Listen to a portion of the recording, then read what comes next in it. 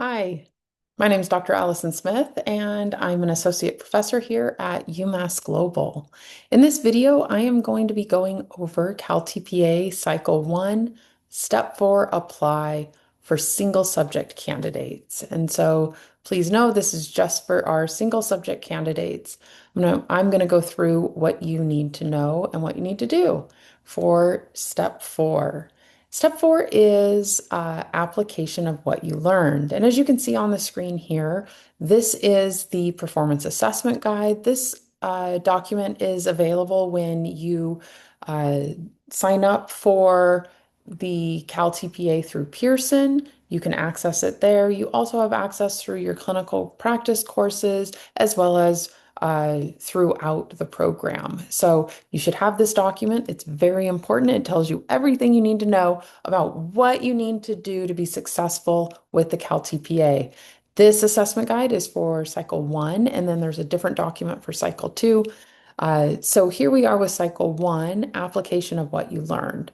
And this is, for this step, is just one template. You fill out the template, answer the prompts, and there's one rubric to give you a score. So it's just one thing you need to do, and it's focused on applying what you've learned through planning, teaching, reflecting, and then now we're here at apply. So it's building on all of the things you've already done for cycle 1.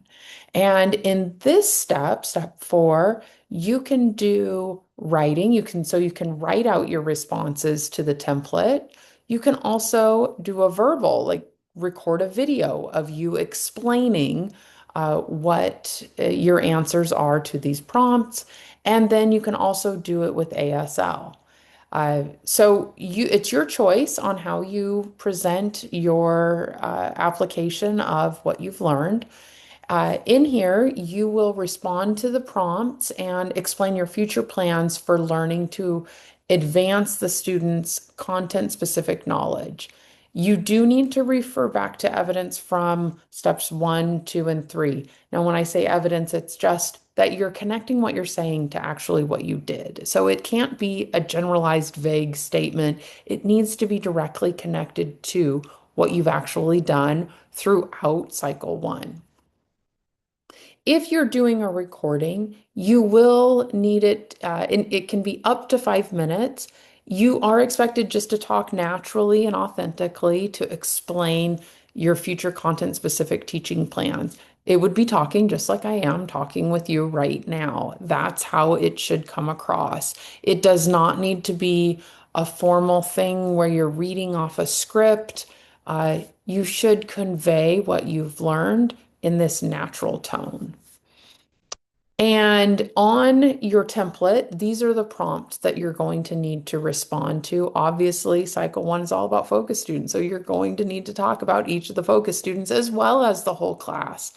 Remember that you are showcasing that you know how to support the different types of students that you have in your class. And so that's why this is really important. It lets the assessor know, okay, this candidate can meet the needs of various students.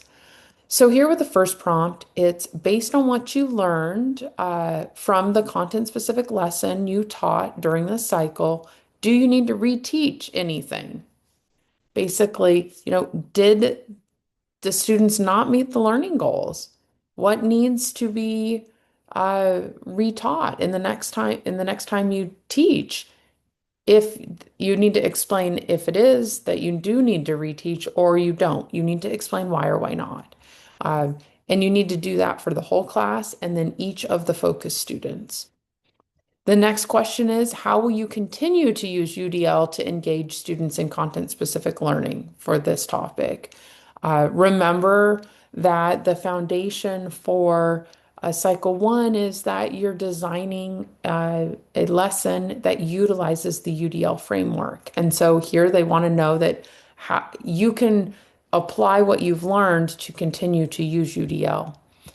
The next question is about higher order thinking, how you're going to engage them in that uh, to meet the learning goals. The next question is how will you continue to advance these students related to the ALD goals? So these are all things that you've been working on, and now you've reflected on it. What are you going to do next?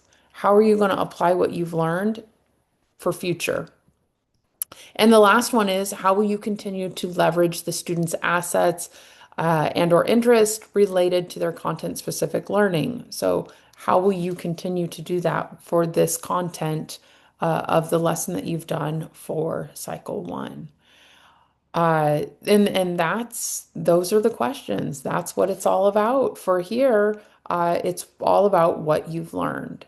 And here you can see the evidence that you need to submit is part H, just that one template or a video of you verbally talking it through or doing an ASL response. And here's the rubric. There's one rubric for uh, step 4. So this just one score that you're getting for this. And remember that go to the level 3. This is where your assessor goes to first find out what score you get. So they're going to make sure that you have these 3 constructs uh, in your work for this one template. So they're going to look through what you've written or in your video and determine if you've met these constructs. If you have, then they'll go to level 4, see if you've met that one, and then go to level 5. If any of these in step 3, or I mean level 3, are not visible, then they'll go down to the level 2 and see if that's a better representation of your work or level 1. So the best way to be successful with CalTPA in general, but specifically for step 4, is to self-assess your work. I recommend first looking at this before you start writing the template. Look at the target. This is what you want. This is what has to be evident. Try to, you need to know what you need to do for level 3, 4, and 5, and then the things to avoid for level 1 and 2. Then you write uh, all your responses on the template. And then after you're done, go back to this rubric and self-assess. Is it clear? Because if it's not clear to you, it certainly won't be clear to the assessor. So this is the greatest way to support yourself in scoring the highest possible score you can, is to look, is this clear? And if not, then you know what you need to revise. If it is, it affirms that you're on the right track. So that is step 4 for Cycle 1 for single subject candidates.